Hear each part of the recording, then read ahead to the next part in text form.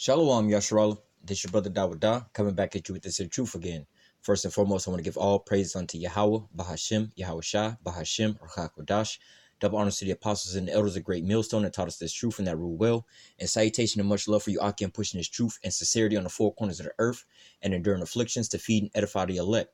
So I want to jump into this here lesson, basically dealing with, 2/3, and how they're going to basically get caught off guard. All right. And the importance of watching and also moving at the how do I say, the trumpet, the alarm that's being sounded. All right.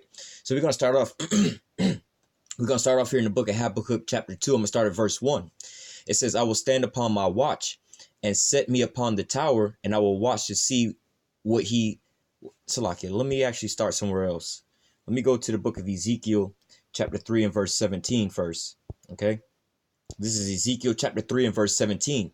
It says, Son of man, I have made thee a watchman unto the house of Israel.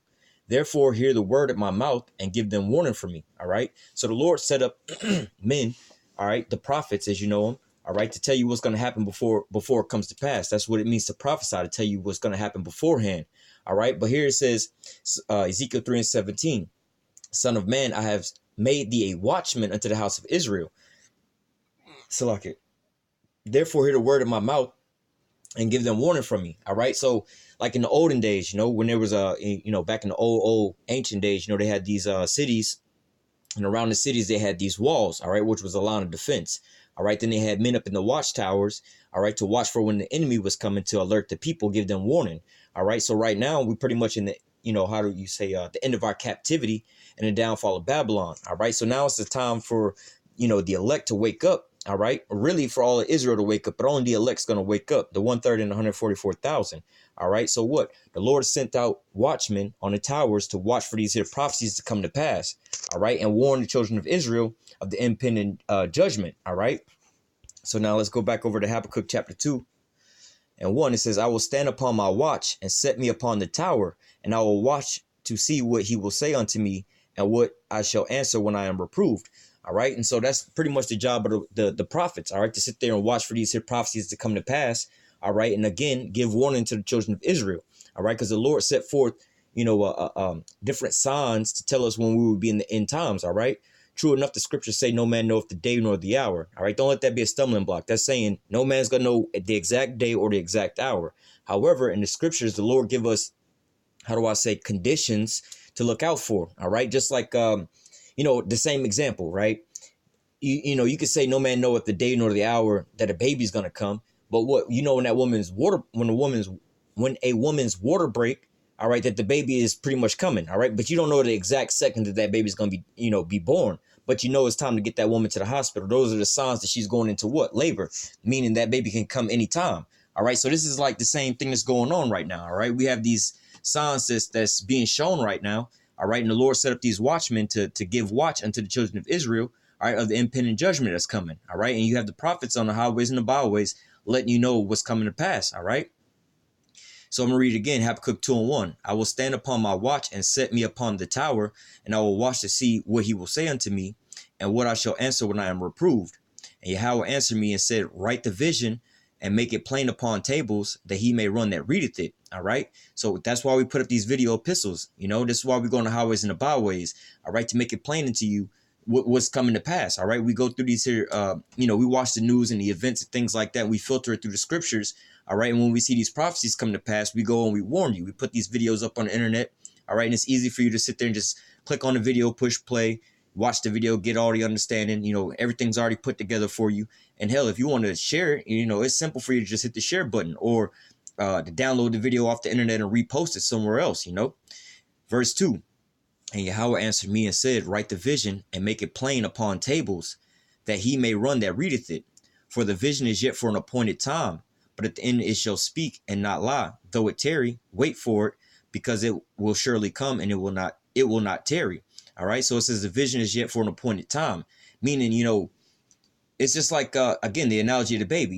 You see a pregnant woman, you're not going to be running around saying, oh, she's about to have a baby right now. She's about to have a baby right now. People will say, she's pregnant, she's going to have a baby soon, but it's not until the point in time when her water breaks that hey, that baby is coming at any point in time now, But before then, it's just like, yeah, she's basically gonna have a baby, but it's not at the point in time where the baby's coming right now. All right. But once that water break, though it tarry, some women are in labor for 23, 24 hours. Though it tarry, wait for it, it shall surely come. That baby's still coming, man. You know what I'm saying? It's just that the labor was prolonged, more or less to say, but the water already broke. That baby is positioning to come out of the woman's womb. All right. And that's the time that we in right now. A lot of people may say, oh, it ain't coming here and there. But nevertheless, these prophecies are hitting back to back to back to back. And we're in the time of the last few prophecies. All right. And we can see that, and we're letting you know about these things. All right. So I'm going to go from there to, let me see. The book of 2 Peter chapter 3. I'm going to start at the top. It says, this second epistle, beloved, I now write unto you, in both which I stir up your pure minds by way of remembrance. All right. So look, this is being told to you to remember the things that was written aforetime. Like the scriptures say, the things written aforetime was written for our learning and our understanding. Verse 2, that you may be mindful of the words which were spoken before by the holy prophets, and of the commandments of us, the apostles of the Lord and Savior. Knowing this first, that there shall come in the last days scoffers walking after their own lusts. And you have plenty of scoffers out there, but then you also have these scoffers out there that's trying to rock Jake back to sleep. Tell them, oh, this ain't coming to pass. That ain't coming to pass. The RFID chip is not the mark of the beast. All these different things to do what? To put you back to sleep. They just scoffing and walking after their own lust, because ultimately, they're so-called comfortable in this here place. They're so-called enjoying this here place. So they want it to prolong, That's why you hear a lot of elderly people saying, oh, Jesus, how they would say, oh, Jesus ain't coming in my time. Or I hope, it'll be after, after I die, maybe my grandkids or my great grandkids, but it's not in my time. Lord willing, he don't come in my time, Basically saying that they want to continue on in their wickedness. They don't want the kingdom of heaven to come and to live in righteousness. They want to continue on in their folly. They don't want to have to get up and put their hand to the plow and get their life together. All right. Verse 4, and saying, where's the promise of his coming? For since the fathers fell asleep, all things continue as they were from the beginning of creation. See what I'm saying? They just want to keep going on because they think that everything is going on like it was, well, shit, they've been saying, your grandparents might say, hey, man, they've been saying that ever since I was a little boy or a little girl, Verse 4, and saying, where's the promise of his coming? For since the fathers fell asleep, all things continue as they were from the beginning of creation. For this they are willingly ignorant of by the word of the Most High. The heavens were of old, and the earth standing out of the water and in the water, whereby the world that then was being overflowed with water perished. All right, because why? The Most High had already prophesied when dealing with Noah. All right, he was gonna make a rain come. All right, and flood out the earth. All right, but what? 120 years. Noah, I believe it was 120 years. Noah was out there prophesying. All right, but what? The people kept on, and they was out there scoffing the same way, man. All right, like the scriptures say, the same thing's going to be in the time when Yahushua come as in the times of Noah. People were eating and drinking and marrying and giving into marriage. All right, how do I say? Hoping that this place go on. They just think that, all this here folly is going to continue on. All right. Verse 8, but beloved, be not ignorant of this one thing, that one day with the Lord as 1,000 years, and 1,000 years is one day. All right. Yahweh is not slack concerning his promise, as some men count slackness, but is long suffering to usward, not willingly that any should perish, but that all should come to repentance. Now that's a stumbling block right there to Christianity. They put it in their mind that all Christians is going to be saved. Basically, in their minds, they think that the whole world can be saved, like every single person on the planet Earth. So they think that we're going to continue on in wickedness till every single soul on the planet Earth repent and turn to so-called Jesus. Then the end is going to come. All right. But nevertheless, this is what the Lord is talking about, Israel. All right. But nevertheless, ultimately 2/3 are going to get cut off and die. All right. Which we'll grab that as well, too. But nevertheless, the elect in 144,000. All right. It says that the elect would be scarcely saved. All right. And we know that, hey, once the last member of the elect gets saved, that's when it's, like the scripture also say, I'm going to send for fishers and they shall fish them. Then will I send for many hunters and they shall hunt them. All right. So what? After we get done fishing and catch the last fish, then that's when that's when everything is about to start breaking loose. And we are right there in those times right now. All right. It says, verse 10, but the day of the Lord will come as a thief in the night, in which the heavens shall pass away with a great noise, and the elements shall melt with fervent heat, and the earth also and the works that are therein shall be burned up. All right. So what? That's talking about basically this here place over here in Babylon turned into the lake of fire when these thermonuclear missiles rain down. All right. That's going to be the end all be all for this here place. But nevertheless, like it says, but the day of the Lord will come as a thief in the night. All right. Now I wound up, making reference to this at camp, the thief in the night, unexpected, So now when the police come and raid your damn house and shit like that, a lot of the times you see it on TV when they go and raid your house, they raid your house at like 3:30, 4:30, 5 o'clock in the morning or whatever, whatnot, when you in deep sleep, so they catch you off guard. They don't want to come in the middle of the day where you might be out on the front porch chilling. You know what I'm saying? You might have some friends over and then they got more targets to get. So they want to get you at your weakest point when you dead asleep in the middle of the night, They kick in the door and then they got those flash. It's all dark. They got, the flashlights and shit. And it's a bunch of dudes running in your house. And what? You in the middle of a good ass dream or whatever, whatnot. You know what I'm saying? And all of a sudden the door get kicked in. Boom. You know what I'm saying? All of a sudden flashlights and people grabbing you up. Before you can even wake the fuck up out the bed, you're getting thrown on the floor and handcuffs put on you, And you don't know what the hell is going on. You might have some kids and shit like that. And before you can even think about your kids, you already hauled off in the back of the van. Like, what you trying to figure out what the hell is going on? You can't even get a word out. All of a sudden you getting snatched up, unexpectedly. All right. That's how these things are going to come, the minute the Lord are out here telling you, that these prophecies are coming to pass, man. The Lord is about to make his return. But nevertheless, you have some people that's going on about their everyday life. They're ignoring this or whatever, whatnot. And then guess what? They're going to get caught off guard, especially if you're not taking heed to the prophecies, man, or watching the news and things like that. You have a lot of our people out there that don't want to watch the news and hear these type of stories because it's so-called negativity. They want to just keep living in a delusion of so-called positivity, The scripture also says it's going to be a day like never before since there was a nation even until the same time. All right.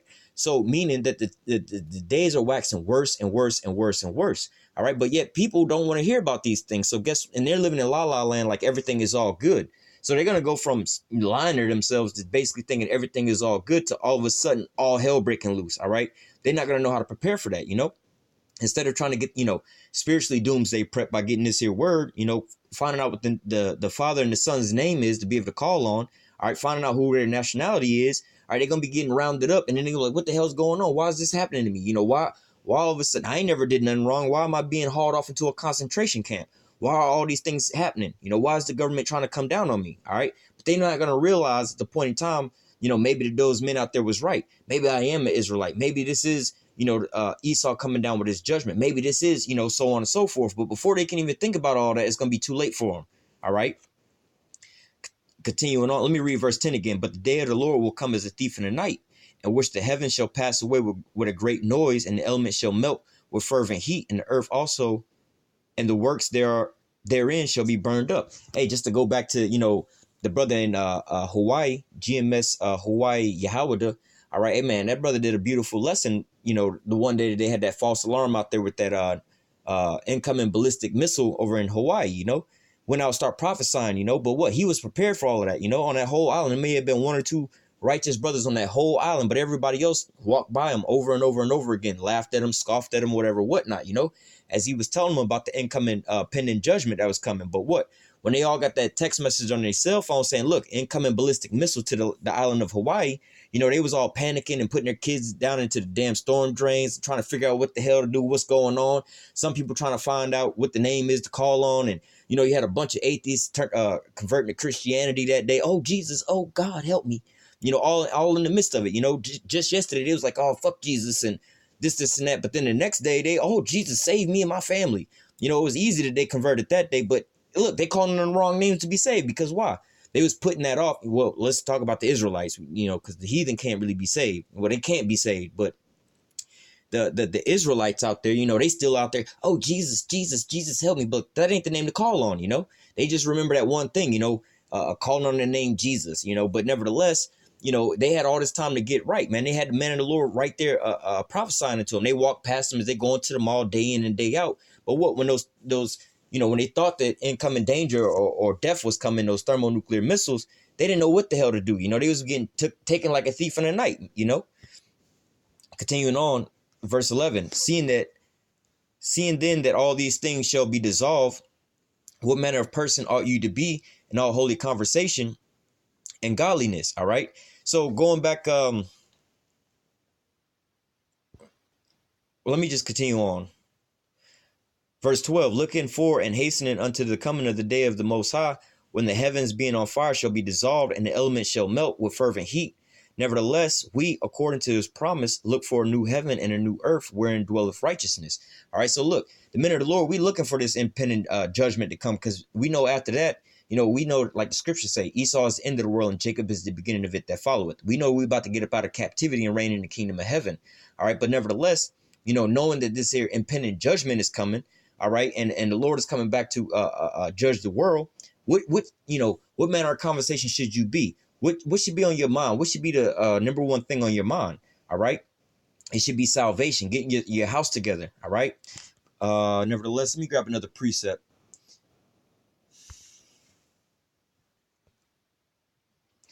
This is Matthew chapter 25 and verse 1. Then shall the kingdom of heaven be likened unto 10 virgins, which took their lamps and went forth to meet the bridegroom. And 5 of them were wise, and 5 were foolish. Then they that were foolish took their lamps and took no oil with them. But the wise took oil in their vessels with their lamp. While the bridegroom tarried, they all slumbered and slept. All right, like we was reading earlier in the book of Habakkuk, though it tarry, wait for it, shall surely come, and it shall not tarry, But then you had those ones that say, look, since our fathers fell asleep, all things continued on since the beginning, So you have basically the same example of the 5 unwise virgins. They're not preparing for these things. They just think that this is going to keep going on forever and forever and forever, They see that there's work to be done, but they don't want to, put it this way. It's like as a little kid, your dad get home at 5 o'clock, right? And you done got home from school or whatever, whatnot. And, you have some certain chores you needed to get done, but you want to get home and play the video game and shit, right?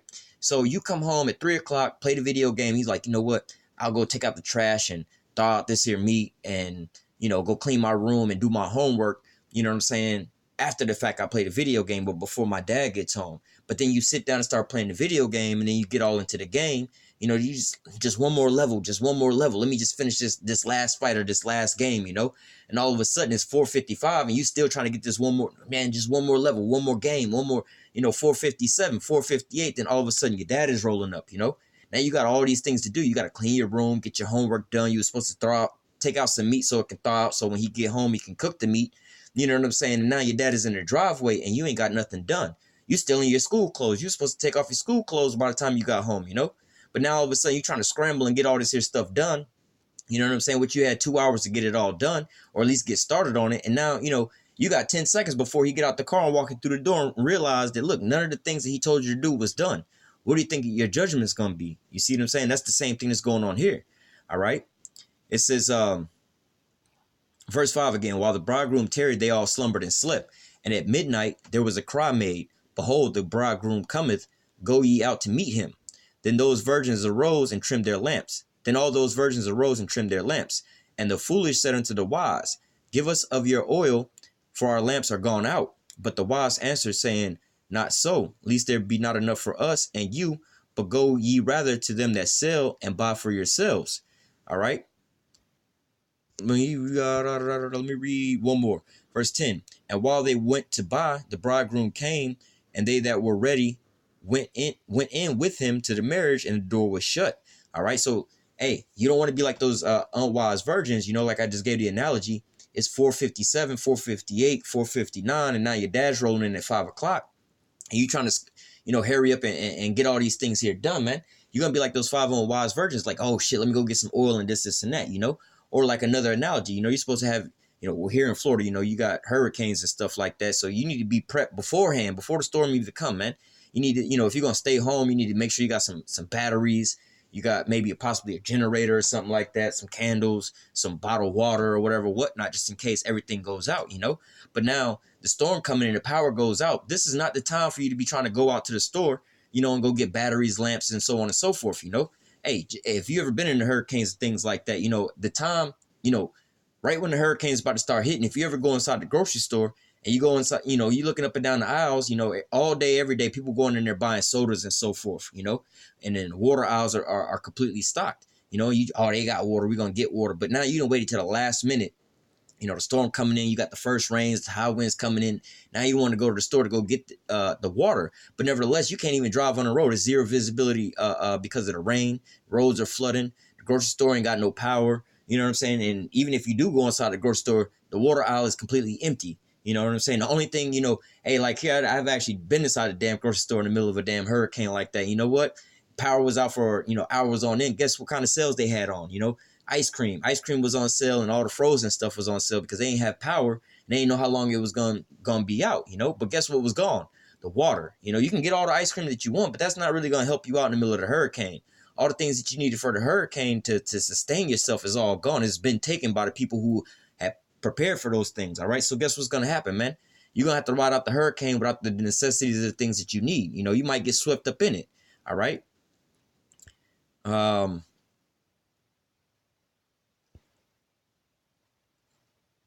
Let me just read the next couple verses and I'm gonna close out. Verse 11. Well, let me go back up. Let me start back at verse 6.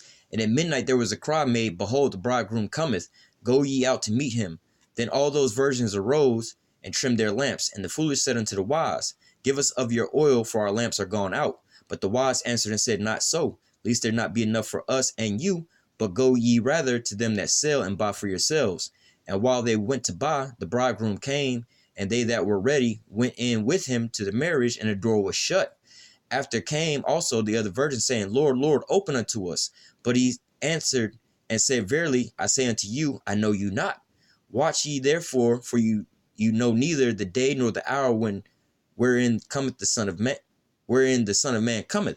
All right. So like I said, man, or like the scriptures say, no man know the day or the hour, but nevertheless we know the seasons. All right. Just like hey, in a hurricane, man.